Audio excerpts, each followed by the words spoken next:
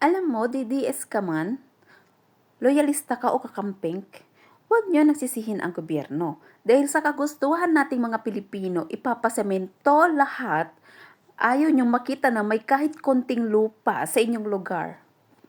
'Di ba? Gusto niyo kasing maging maganda yung paligid niyo, wala ni isang putik. Alam niyo bakit nababaha? Dahil wala nang sumisipsip sa tubig. Naintindihan niyo ba?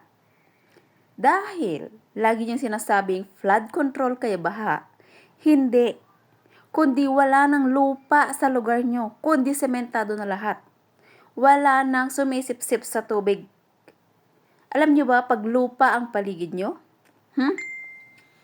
Kahit maputik man yan pag tag-ulan, isang araw lang na uminit, okay na yan, natuyot na ang lupa. Pero pag sementado ang paligid mo, kahit isang buwan pa yan na mayroong gatuhod na tubig, hindi yan agad-agad nawawala ang tubig dahil nga walang sumisipsip sa tubig. Lahat ng mga taga-probinsya, mga baryo-baryo, tignan nyo kung may nababaha, wala.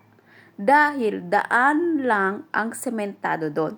Hindi yung sa ang ligid-ligid na yan na may semento.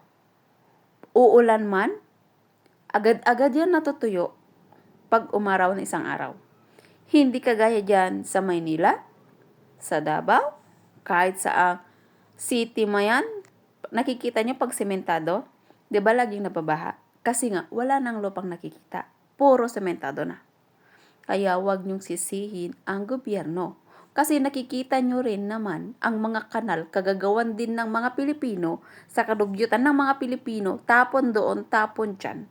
Kaya ang mga kanal dyan sa inyo, bumabara na din. Dahil kasalanan nyo din. Tapos pag nabaha, sisi nyo sa gobyerno. Mag-isip kayo.